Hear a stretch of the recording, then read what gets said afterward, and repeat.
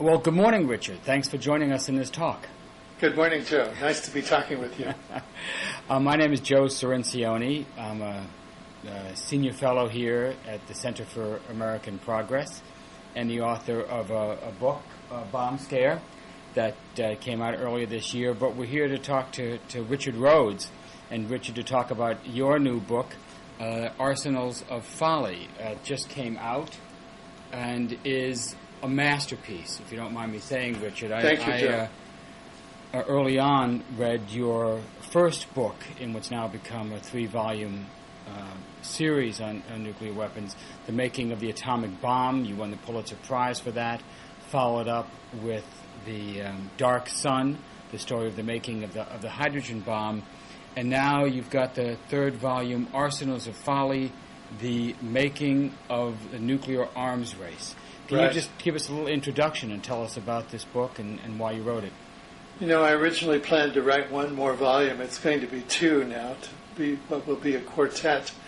But the Cold War years of the nuclear arms race, which followed directly from the development of the atomic and hydrogen bombs, really represent a space in time and a series of events that end with the end of the Cold War. So this book ends there. But I really wanted to try to understand how we went from a few bombs to 40, 50,000 on both sides, when everyone knew at every step along the way that even 50 bombs was more than enough to destroy any country in the world. That was the effort, and I found all sorts of interesting byways, as you know, Joe, along the way that we will be talking about. Well, let's start with one of what I think is one of the major contributions you make in this book, which is your discussion of the tactic of threat inflation.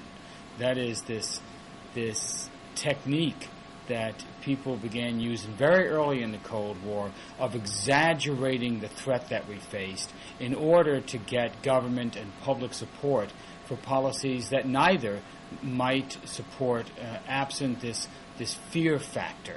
And we still see this threat inflation technique being used today. But take us back to the beginning. Take us back to the first people who used this technique and when they used it.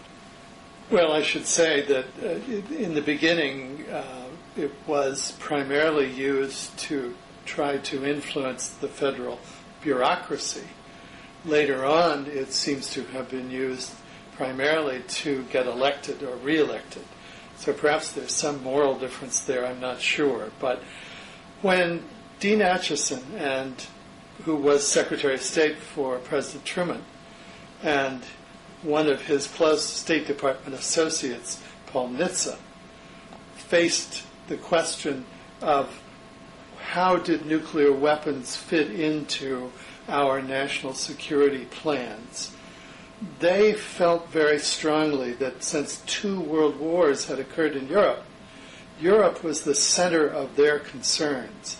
One of their concerns was, of course, the Soviet Union, which had left 4 or 5 million men on the ground in Eastern Europe at the end of the Second World War, when the rest of us had taken our troops home.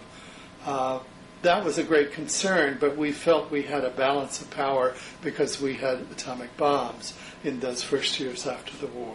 Then when the Soviet Union tested their first atomic bomb in August of 1949, the balance of power seemed to be mightily disturbed. And one outcome of that concern in Washington was the decision to develop the hydrogen bomb. But another outcome was an attempt to look again at policy. Acheson and Nitze were concerned that nobody was sufficiently worried about Europe.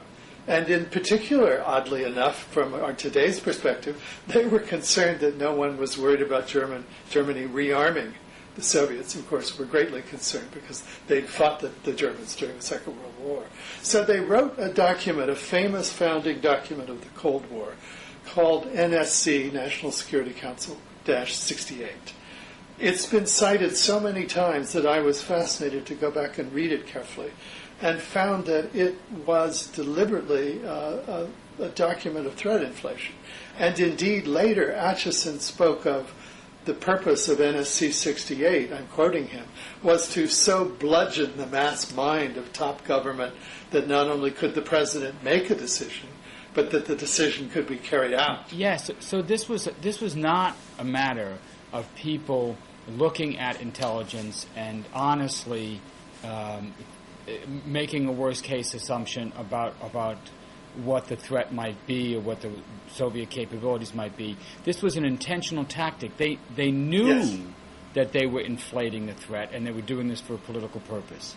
Is that right? They did, and they hoped that somehow if they inflated it sufficiently, that people would line up at some lower level of reality, something closer to reality. By the way, But in your line research, did anybody ever regret doing this? Did Atchison ever apologize for this? No, I don't think either Atchison or Nitze were the kind of men who apologized or regretted much.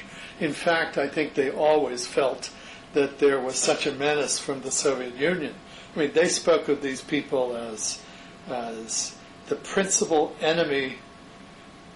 They spoke of these people as having a fundamental design to basically take over the world. It's ironic because at this time the Soviet Union was on broken legs on both sides as a result of 1/10 of their population having been destroyed in the war, 25 million killed, 25 million made homeless.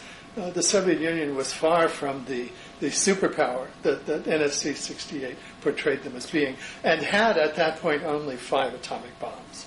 Right. But the document worked. It did work. Well, let's say it worked once the Korean War began. It was the Korean War with NSC 68. Right, because there were real-world events going on out there that seemed to justify Right. what was being written in NSC 68, and it was that marriage of events plus an analysis and a group of people in Washington committed to this analysis in power that made it possible for a relatively small number of people to dramatically change U.S. national security policy. Exactly. And the direct result was a huge increase in the nuclear weapons complex, such that it was using something like 1/10 of the entire national electric power grid, and so forth. A race to build as many bombs and as big bombs as we possibly could. Right, so you document this, and I've talked about this some in the past too. We went from about 200 nuclear weapons in 1949 to about 20,000 by 1960 when John F. Kennedy's elected president. The Soviets, meanwhile, are building up from the handful they had in 49 to about 1,300 in 1960. So we outnumbered them about 20 to 1. We were ahead, but still afraid. Because nuclear weapons are not the same thing as conventional weapons. You don't need 20,000. I quote Jerome Wiesner, who was a major science advisor later in the Cold War, as saying 50. 50 is more than enough to take out any country in the world. So when we talk about being ahead or being behind, we're really talking irrationally. We're not talking about the reality of the sheer vast destructive force of nuclear weapons. Yeah. And I think one of the things that it's important to realize is that throughout the Cold War, there was a tendency to conventionalize nuclear weapons, to diminish in whatever way was cognitively comfortable for everyone the real destructiveness of these weapons. For example, planners who were planning the targeting of our nuclear forces only calculated the destruction caused by the blast effects of nuclear weapons, when in fact nuclear weapons are preeminently weapons of mass fire. And if you figure in the mass fire effects, you would need far, far fewer. Yeah, you describe this in great detail. And one of the more interesting ones that might bring it home for people is the discussion you have of Hiroshima. So here's the problem is that the war planners were only counting blast effect, not radiation, not the fire effects, the gigantic firestorms these things set off. And as a result, when they were required to take out a specific set of targets, the result was there'd be multiple warheads, hydrogen bombs by this time, aimed at these target points, in a vast overkill scenario. And tell us about the story about Hiroshima. So when John Kennedy's Secretary of Defense, Robert McNamara, went out to Omaha, where the Air Force did the targeting, and wanted to understand their targeting strategy, he said, all right, let's take a city where we know the destruction. Let's take Hiroshima. Under your scheme, how many weapons would be targeted on Hiroshima? And the answer was, remember, Hiroshima was destroyed by one 15-kiloton bomb. The answer was 3 80-kiloton bombs. So I think that gives one a sense of the scale of the diminished scale that was used for our targeting. And I knew this, when I was on the House Armed Services Committee staff. I went out to Omaha to get a briefing. The kind of briefing they give staff is very superficial. They don't really tell you much at all about the PSYOP, the single integrated operating plan, the coordinated plan for how you would actually wage nuclear war. But we did have one description of one Soviet city, Odessa, and in this illustrative plan, there was 60 hydrogen bombs planned to be dropped on Odessa. Each one aimed at a separate target, and the fact that the targets were all together didn't seem to matter to the war planners. And so this overkill, existed throughout the Cold War. It never ended. Once they established this way of targeting, they stayed with it. That's right. Yeah. Fire was excluded on the grounds that you couldn't calculate the weather effects. But the fact is that once you get above 100 kilotons, the weapons make their own weather effects. One scholar, Lynn Eden, has calculated that a 300 kiloton bomb exploded over the Pentagon would produce winds greater than 500 miles an hour coming in at the bottom of what was essentially a chimney of fire, and that it would burn out Washington all the way out to Chevy Chase. Yeah. Whereas a bomb, the blast effect wouldn't take out much more than the capital area. Let me take us to another fascinating part of your book, which is the next iteration of threat inflation technique and the new cast of characters that are brought into this in the 70s. And it starts off with Paul Nitze, the primary writer of NSC 68, and now in the 70s, he and others are very concerned about the policy of détente. And this is Republican President Richard Nixon's policy of starting to negotiate with the Soviets, starting to just discuss limits on... And to accept that the Soviets had reached a point where they had equivalent destructive forces in their side, and that therefore there was no purpose in trying to threaten either side. It was time to sit down and try to find some way to accommodate each other. So they form a group, several groups, but one of them becomes the Committee on Present Danger, and they start recruiting young graduate students, like young graduate student named Richard Pearl, young graduate student named Paul Wolfowitz. These are names that we would hear again, of course. And now, during this period, we have the involvement of Donald Rumsfeld, who comes in as Secretary of Defense in the Ford administration. Dick Cheney comes in as Chief of Staff for the Ford administration, and these two, and they're convinced of the need to increase the defense budget, of continue the arms race. I think it would be nice for listeners, viewers, to hear a description of Cheney and Rumsfeld that was written by one of Gerald Ford's closest advisors. Good. In a book published in 1980. So this description is pure and free of any consideration of later influences on the part of Cheney and Rumsfeld. Cheney was, this description goes, Cheney was a serious student of political power and derived both his enjoyment and his employment from it. Whenever his private ideology was exposed, he appeared somewhat to the right of Ford, Rumsfeld, or for that matter, Genghis Khan.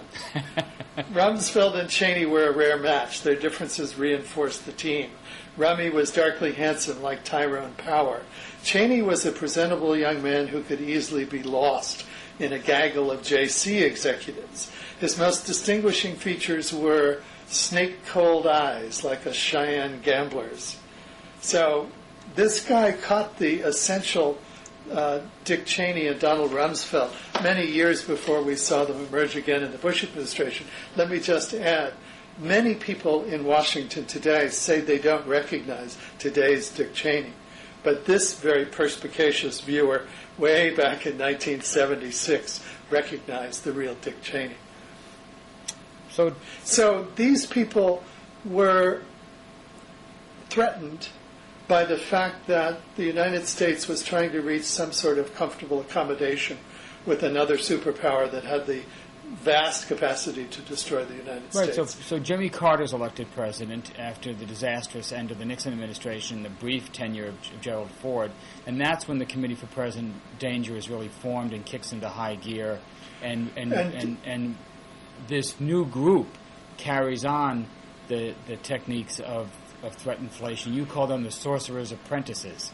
Exactly, because they really tried to influence the intelligence assessments of the day. Yes. Again, a theme that will recur in the Bush administration now. They convinced George H.W. Bush, when he became director of the CIA, that there should be an independent reassessment of the annual intelligence estimates of the Soviet Union by people outside the CIA. And these were all handpicked to be worst-case people. Right, this is a fascinating story. So these conservatives, I don't think they were called neoconservatives then. This is really the origin of right. the neoconservatives. These guys had the same view of the intelligence apparatus, the professionals then, as they do now, as they did during the build-up to the Iraq War. They viewed these guys as pointy-headed Ivy Leaguers, not to right. be trusted, people right. who were intentionally, in their view, intentionally downplaying the Soviet threat. So they insisted that what you needed to do was have a corrective, start a Team B. Team B to replace the CIA's, or to assess the CIA's Team A report. And what they do, of course, is very much, in fact, I think we can say that this is where the intelligence that surrounded the beginnings of the current Iraq War, the process of distorting intelligence to reach a preconceived conclusion began with the Team B report back in the mid-1970s. So what they wrote basically was the CIA was completely off base. The Soviets were in fact building up armaments, which the Soviets indeed were doing because they were trying to catch up with us. We're building up armaments with the intention of fighting and winning a nuclear war. Well, needless to say, that sort of estimate overlooks all of the issues we've been talking about of the sheer destructive force of nuclear weapons. No one ever is going to win a nuclear war. Only a few weapons on a few cities are such that they would basically destroy the capacity of any country to wage war. But in addition, their claims of the Soviet capability were completely wrong. You quote right. the author Ann Kahn, who's gone back and looked at the Team P report and said that every single specific weapons claim was wrong, including their, for example, citing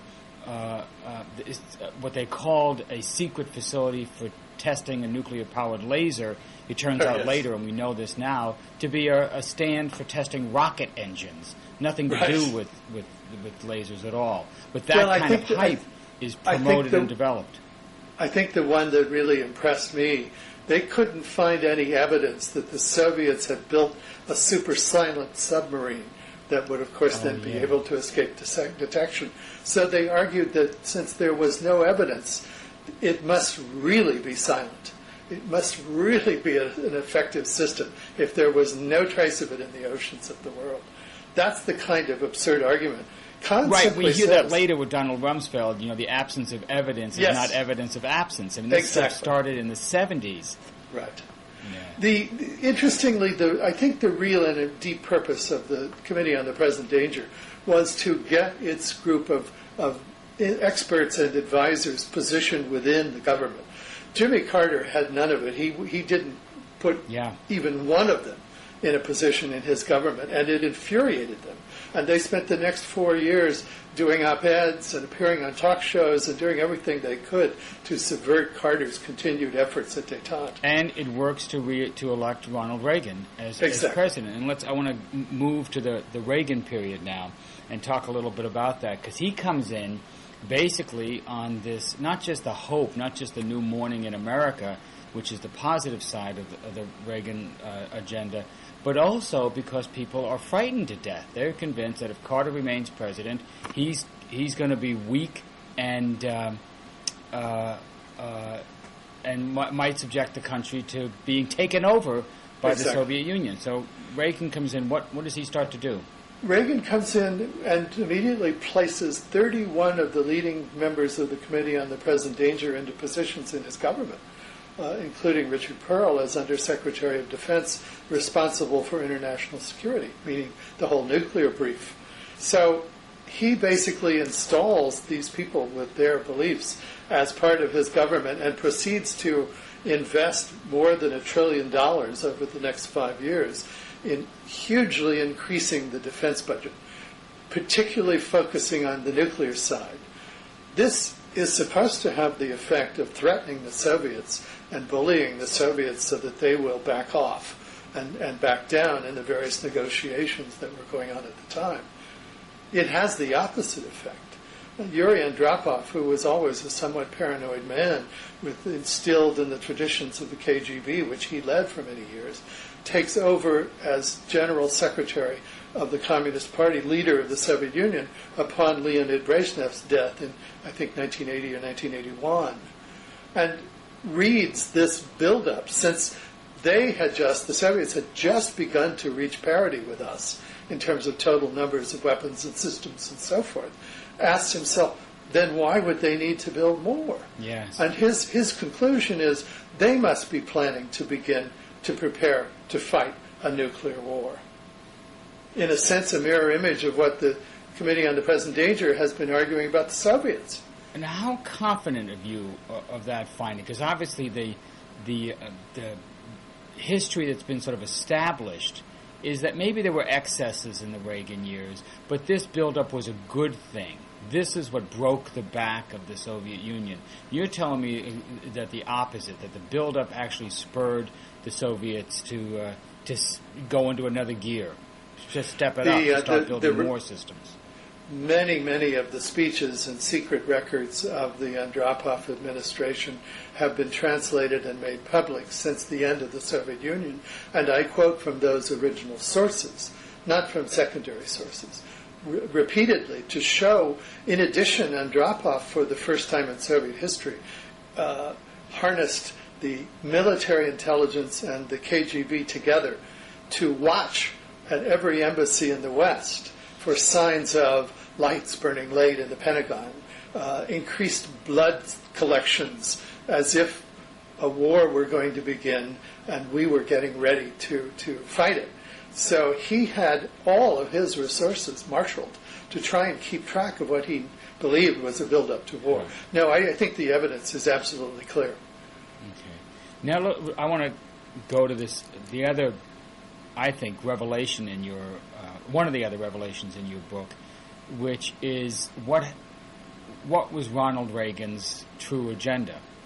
Right. And it's been sort of, the revisionist view of this is that Reagan had a consistent policy of peace through strength, but it was leading with strength, that he wanted to build up the armed forces in order to basically crack the Soviets. But in your book, you start talking about the not just the turn in Reagan policy that happened in the second year, but some of the roots of that, and how Reagan actually saw the solution to the arms race, what he wanted to do. And for me, this is part of a rediscovering of Ronald Reagan. Because I know when I was, and I think many people were like this, when he gave his Star Wars speech in March 1983 and talked about a missile defense system that would orbit the Earth and would make nuclear weapons impotent and obsolete, I didn't believe that his real purpose was to abolish nuclear weapons. In fact, I don't know anybody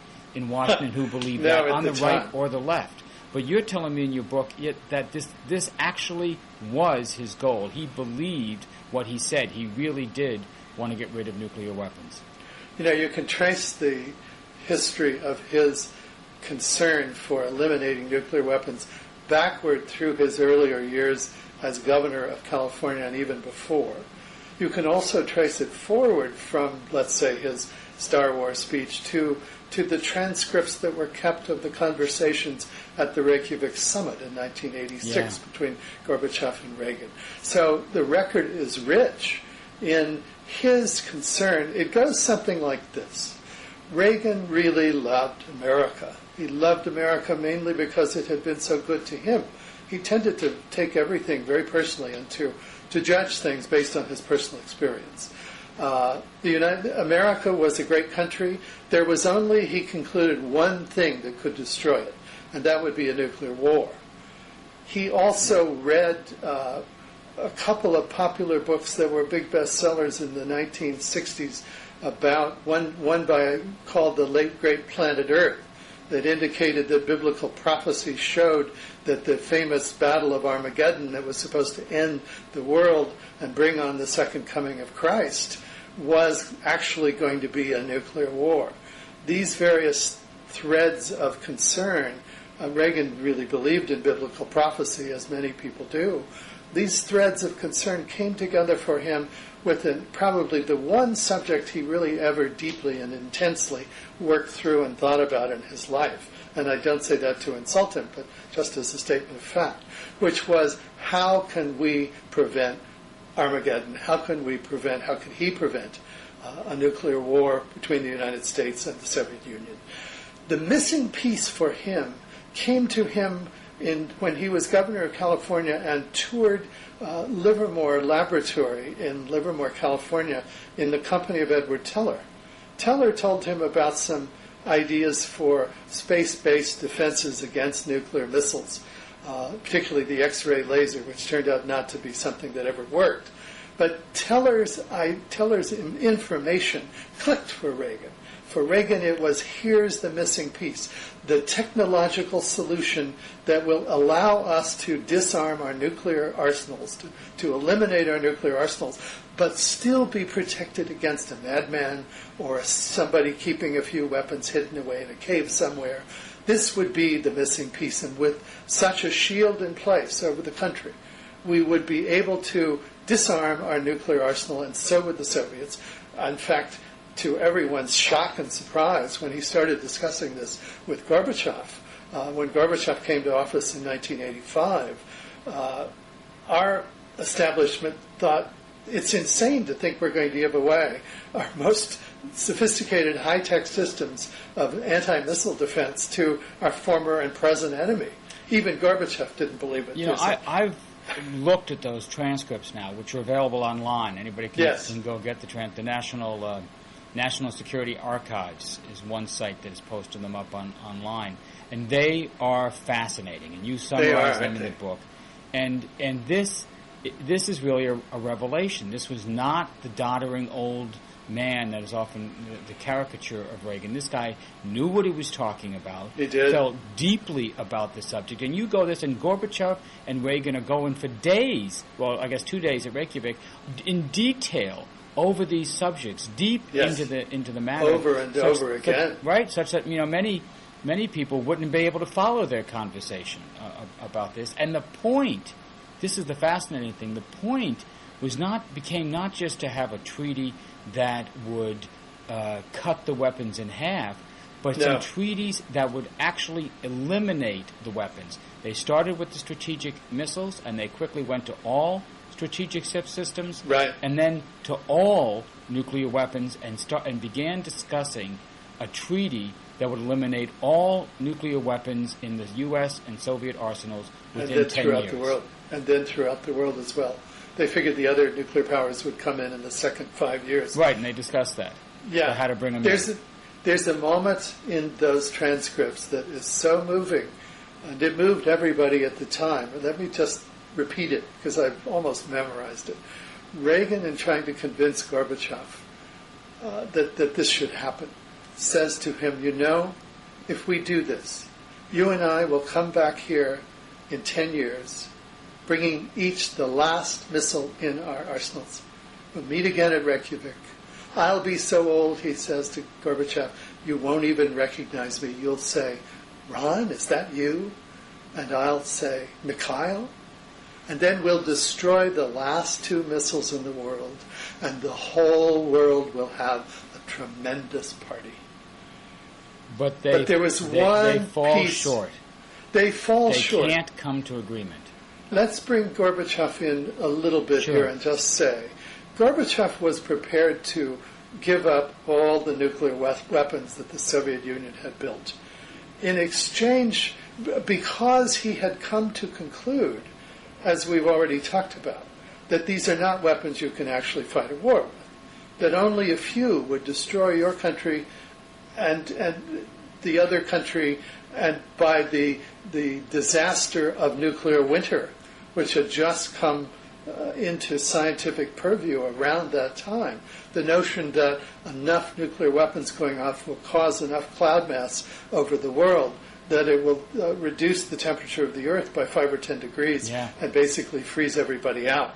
So with nuclear winter in the background, with the sheer fact that only a few nuclear weapons would be decisive against any country, Gorbachev simply understood that you couldn't use them. Then he came to the conclusion, having seen how prosperous and comfortable and successful the countries of the West, and particularly the United States, were, he came to the conclusion that such countries would never risk their own destruction by going to war with his country. Under those circumstances, he said to one of his aides at one point, we could disarm everything and nobody would attack us, because why would they want to do that? So under those circumstances, with his desperate concern to cut the defense budget so that more money from his faltering economy could go into the civilian economy, something he felt personally very strongly about because he had grown up on a farm in the collective farm, rural part of the Soviet Union, where people really were under-supported and barely surviving. So he came to Reykjavik with what was basically a diplomatic solution to the arms race. Reagan came to Reykjavik with a technological solution to the arms race. Unfortunately, there is no technological solution to the arms race. Gorbachev was threatened by the idea that we were spending billions of dollars on space-based so-called defenses, because he understood that those defenses could equally serve for offense by shielding the United States to some degree, would allow us to attack his country and then perhaps block the few missiles he had left after such an attack. Under those circumstances, his one bottom line for all these goodies that they were talking about, eliminating all of these weapons, was you must agree to limit the development of SDI to the laboratory for a period of 10 years while we go about this business of disarming.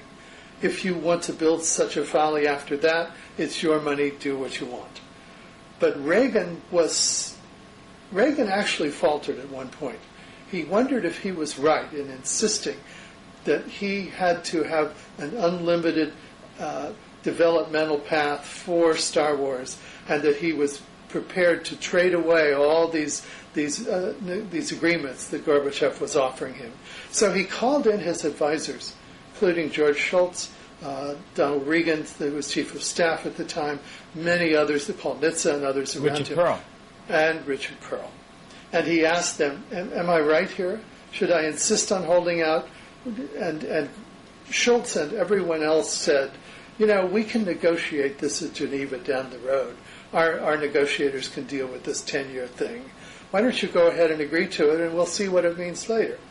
But one of the advisors, Richard Pearl, the leader of the neocons, as we are now calling them, the Committee on the Present Danger in this whole group, says, Mr. President, if you make that agreement, it will destroy SDI. Congress won't vote the money. The scientists won't want to work because you've restricted and limited it so. And Reagan, I guess, was waiting to hear that from someone, to have his similar judgment endorsed. So Pearl always has considered this the high point of his government career, that he was able to block the possibility of eliminating all the nuclear weapons. Right, and it turns out to be this great tragedy, this missed moment that we were never able to recover. The summit was deemed a failure. You have pictures in your book of the depressed Reagan faces, and Gorbachev leaving Reykjavik.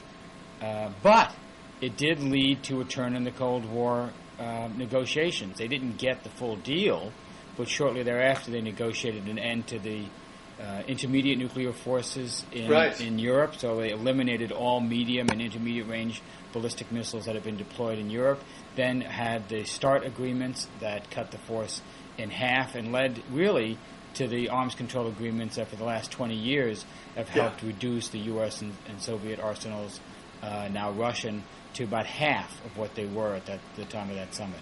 Including the elimination on land of all of our tactical nuclear weapons as well. In 1991.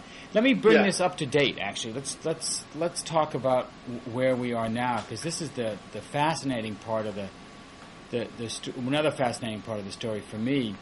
It's that 20 years ago, Reagan and a group of his advisors came very close to negotiating with Gorbachev and his advisors the complete elimination of nuclear missiles and all nuclear weapons.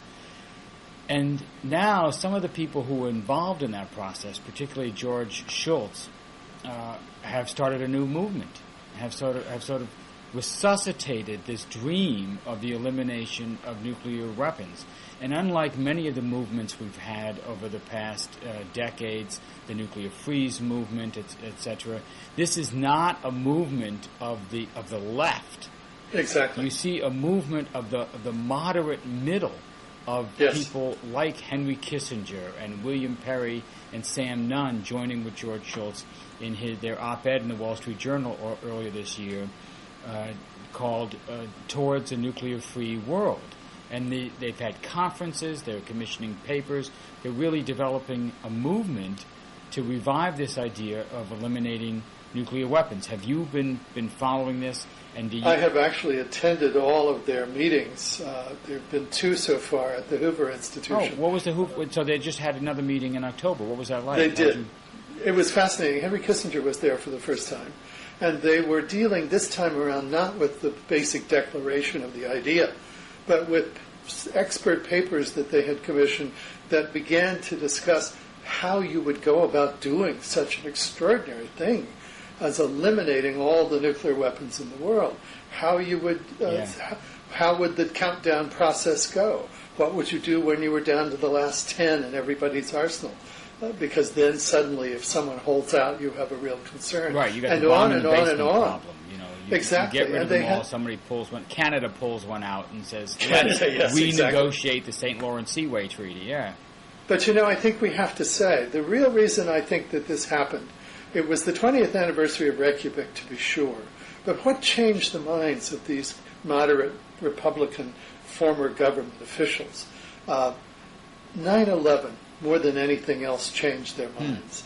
It became clear that it was no longer possible that there could be some players moving into the nuclear orbit whom it might not be possible to deter. Yes. Subnational groups like Al-Qaeda, if they could get their hands on a sufficient amount of nuclear material, and that's the good part of this, they can't make it themselves, at least not yet. It's too expensive and too complicated. You need factories and so forth. So we're safe to that degree, but the material is out there. And if they can get their hands on enough, and it doesn't take very much, then theoretically they could build a nuclear weapon or a small nuclear arsenal, and they don't have any assets that they care to protect. They don't have a city. They don't have a country. And under those circumstances, deterrence can't really threaten anything that they would value sufficiently to withhold their weapons. So we have the risk suddenly of a different kind of nuclear world. Yeah.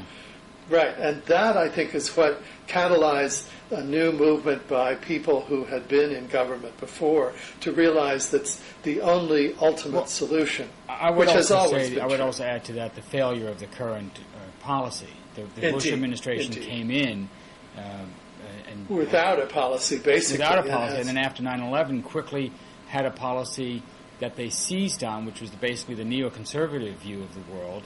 And in that view, nuclear weapons aren't the problem. It's certain regimes that have those weapons. So Exactly. nuclear weapons don't kill people. Regimes do. And the way to solve the it's, they are consistent. Yes. Small weapons, big weapons. The problem is certain people. And they have this double standard where it's okay that India has nuclear weapons, but it's not okay that Iran or Iraq have them. And they believe they can solve the problem by removing those regimes. Iraq is Exactly. the first implementation of that radical proliferation theory, and it's proved to be a disaster. And indeed, North Korea moved very quickly when they were listed on the axis of evil along with Iraq. When we attacked Iraq as, if you will, number one on the list, North Korea, which had been floating around the edges of being a nuclear power, as I like to say, pecking at its shell, decided it was time to build some weapons and test one. And the result, of course, has been exactly what North Korea expected, which was instead of attacking them, we decided we better sit down with them. Right. So because both you don't North attack Korea a nuclear and, power. Iran make more progress in the last 6 years than they had in the past 12 years. They accelerate their programs. Almost every single proliferation problem this administration inherited has gotten worse, not better. And all you have to do is look at what our number one country threat for nuclear weapons is right now, and that's got to be considered Pakistan. That's where Osama bin Laden is most likely to get a nuclear weapon, not Iran, not North Korea, not Iraq. It's Pakistan. But that neoconservative strategy can't deal with that. It doesn't approach it. So I think that too plays into this revival, this effort of these former Cold Warriors. Every single one of them supported the buildup of nuclear weapons during the Cold War, and now they're saying it's time to change. It's time to get serious, because the only way to protect the country from a nuclear terrorist attack is to have a comprehensive approach, and that includes an effort to completely eliminate these weapons. Exactly, and what Gorbachev brought to the table at Reykjavik, which was an idea that had been developed by some of the neutral and more peaceful states in Europe over decades, which was the idea of common security. Basically, that when you sit down with an opponent, you have to take into consideration not only your own security needs, but also his security needs. Because unless his security needs are met, your security needs aren't going to be met. That is exactly the process that's been going on with North Korea. Do you think Gorbachev meant that when he said it, or was that just a PR position? No, I think I've looked very carefully through everything that's been published by and about him, and by his aides, notes that were taken at the time before any intervention of post-Cold War attitudes. You have some of his speeches to the Central Committee. And I don't think there's any question at all, but that was his. It was for him the same kind of profound breakthrough to a deep solution to the problem of nuclear weapons that Reagan felt his SDI was. But Gorbachev's is one that's still available and is available to any country to sit down and say, let's find out. I mean, this is the way West Germany resolved its disputes with the Soviet Union during the Cold War and made it possible for Germany to reunite its two halves at the end of the Cold War. It works. And it's the only solution that works with nuclear weapons, precisely because they're so small and portable and relatively inexpensive in the long run and immensely destructive. Right, and you can see it actually working even in this administration. It's working with North Korea. The model of regime change that we applied in Iraq is countered by the model of changing a regime's behavior that we applied in Libya, where we convinced a guy that used to be the poster child for a rogue state leader to become a man that President Bush calls a model that others should follow. Muammar Gaddafi gives up his program as his security needs are met, that there's a deal is struck that if he resolves our security needs, we'll resolve his. And now we have U.S. oil companies investing in Libya. We opened our embassy there, and we've restored complete full diplomatic relations at a cost of almost nothing to the U.S. taxpayer. Nobody died, and it's been 100% effective. The Libyan nuclear program is now been moved lock, stock, and barrel to the United States. Right, it's down at Oak Ridge. I think that we're seeing the same process. It's a little bit more ticklish because there's less trust on both sides with North Korea. I think that's right. North Korea's main interest, ever since it ceased to be a Soviet client in the late 80s, has been to find another major power that would in some way recognize it and give it some security. And all of the rather complicated poker game that's been played back and forth between the U.S. and North Korea has been built around that concern. Now we find they're even willing to disable, which is not the same thing as dismantle, but it's the beginning, disable their one nuclear reactor that makes plutonium. So right now we're at a step way forward from where we were. We have U.S. officials in Yongbyon this week. Disabling the reactor. Right now we're talking about short-term disablements, that is procedures that will make it impossible to restart the reactor in less than a year. But as the process continues, you'll get to more and more formidable disablement until you get to the point where both sides completely trust each other, the deal is struck, and the entire nuclear weapons complex is permanently dismantled. I think for people who are watching this discussion, who have generally felt that nuclear weapons are somehow our margin of safety in a dangerous world, I hope that they will think again about that issue and realize that nuclear weapons, in fact, add to the dangers of the countries that acquire them. It's paradoxical. It's and therefore I think sometimes difficult to think through. But the evidence again and again has been you can't use them. If you threaten with them, you just make the other side feel that they better scramble and get more. There is a very positive side to all these years of concern. There are some 35 to 40 countries in the world, as you know, Joe, that could go nuclear in a very short time, a year or two. Right. Because they have the materials and they have the technology, they have the science. They've chosen not to. Yes. Because they didn't see that it added to their security to have nuclear weapons. I think what we need to push in the world, and what the Schultz Group is certainly interested in, is increasing the number of countries that dismantle their nuclear arsenals because they realize that they're a risk to their security, not a benefit. Well, this is an extremely important point, and it's often lost in part because of the fear-mongering that goes on with the... Exactly. And any administration has a tremendous ability to sort of set the frame to discuss the issue, and the frame for the nuclear problem now is Iran.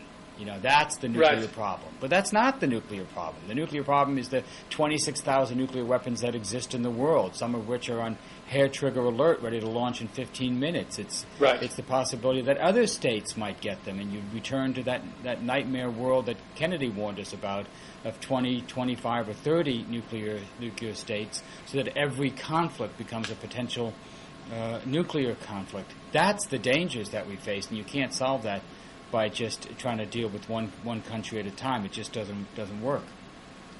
Before we go, I want to talk about one other part of your book that's often overlooked, and it's also again this counter to the prevailing view that, well, maybe we had some excesses during the Cold War, but it was worth it. We won the Cold War. We defeated the Soviet Empire, which was an evil empire that was, brutal to its own people and to other countries that the Red Army occupied. So that whatever excesses, it was better to err on the excess side than be too weak and have allowed the Soviets to prevail. But you have a section in your book that goes into the costs of the Cold War, and I was wondering if you could talk a bit about that. Sure. First of all, deterrence really never worked except in the context of the fundamental keeping another side from attacking you. If deterrence was a policy that was intended to gain the United States advantage, the fact is we didn't win any wars from 1945 until 1991. So it didn't work in that way. And it turns out some interesting studies indicate that that when we used nuclear threats as part of the mix, we actually ended up less successful than when we didn't. You mean nuclear weapons didn't help us in Korea, didn't help us in Vietnam, didn't help us in Lebanon. And on the other side, didn't help the Soviets in Afghanistan, You can just go down the list and realize that they had very little effect beyond the bare minimum of making sure no one attacked us. They did do that, but the point is, if you look at China today, which has 20 ICBMs, you realize that minimal deterrence would have worked just as well. The other side of we won the Cold War, besides taking a look at Putin's Russia today and realizing that a lot of these issues are still floating around in the background, right, including all the weapons. One of the big issues we have with Russia is the U.S. plan to put missile defense systems in Poland and the Czech Republic. And I was just in Moscow last month, and I'm telling you, the Russians think it's aimed at them. They don't think this is about Iran. They think we're coming after Mother Russia. Gorbachev just said that yesterday, and he's certainly not impartial. Yeah. But he's certainly the not same a Putin issues, fan the same either. fear that Gorbachev had in 1986, the current Russians have, and this isn't just in the Putin Right. administration. This is analysts. This is independent experts there at a conference I was at last month are talking. Believe that this is the policy of the administration.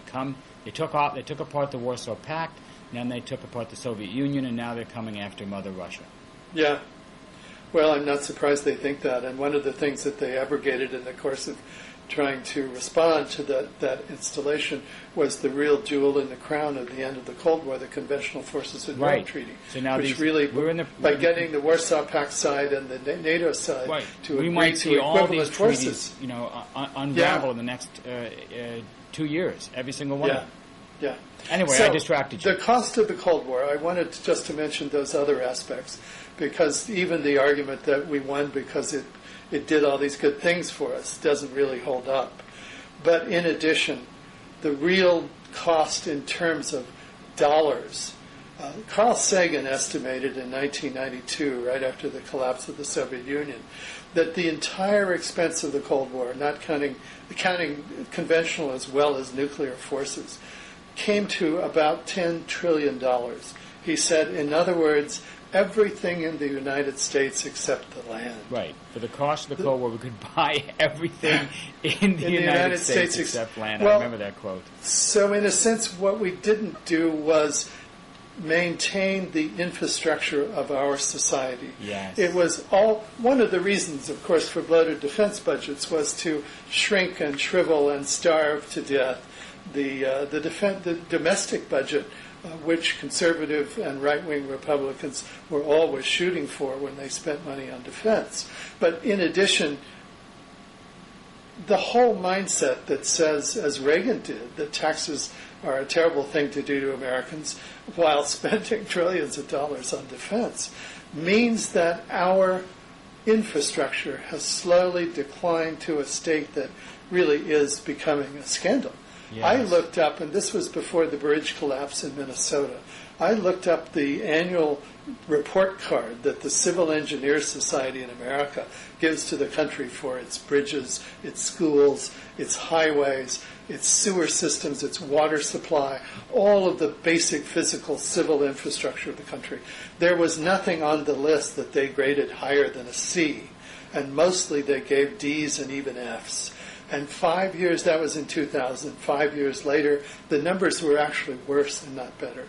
There's a reason why our country looks as if it's crumbling. It is, much as the Soviet Union in a more extreme way, because their annual gross national product is and was much lower than ours. So they saw the effects on their civilian population long before we. But we spent so much money maintaining our military, and particularly our nuclear weapons complex, that we didn't have the money to spend. So when people look at broken highways and broken bridges and crumbling schools, that's our supposed victory in the Cold War. Yeah. The money, the money not spent, the opportunity cost. Exactly. If you're going to put all this money towards weapons, as Eisenhower said, you're taking it out of the education budget, the health budget of the rest of the country. And so we were. And we could have done it for so much less. And we're still in the throes of believing that there's now another Cold War. Right, and every time there's a movement towards that, what you see is that threat inflation technique we put in place. Right. We've been living with this now for almost 50 years. Every time there's a movement to sort of balance our foreign policy. So we have diplomacy playing an equal role with our military. You see this threat inflation technique brought in. I think we're seeing it now on Iran, where Iran is being hyped up as the new Nazi Germany. Ahmadinejad, the president of Iran, is the new Adolf Hitler.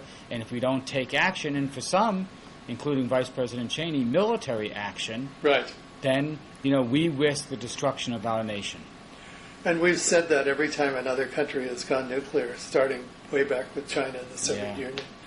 It's been the standard cry, and it's never turned out to be so. Well, Richard, I hope more people read Arsenals of Folly. I hope they read your book, understand. I hope they read your book. You have written the ultimate guide to the whole subject, going back to the beginning. So I notice Amazon offers the two together sometimes. That's a nice package. I like to hear that. I didn't know that. That's great. That's great. But I've been, ever since I read your book, I've been recommending it to people that you have to understand how this began. You have to understand this is not some honest response to our threats. This is a technique, a tactic that has been honed over the last 50 years. This threat inflation, this manipulation of the fears of Americans to promote policies that otherwise people would not support. And we have to understand it for what it is. So at least by increasing our awareness of these techniques, we might become a little less susceptible to their employment. And especially when we're facing what I think is another version of threat inflation, which is the so-called war on terror. The war on, that's right. That's right. This is another Cold War. Dick Cheney was looking for another Cold War back in '92 when he was Secretary of Defense, and I'm terribly afraid that he thinks he's found it. Right. Terrorism is the new communism, and military is a response to both, right? Right. Islamofascism, I believe the term is. Yeah. Well, Richard, I think we have to end it here. I want to thank you very much for taking the time, and I want to thank Blogging Heads TV for letting us have this talk. Yes. Maybe we can do it again. I hope so. Nice to talk with you. Okay. So long, Richard. Thanks. Take care.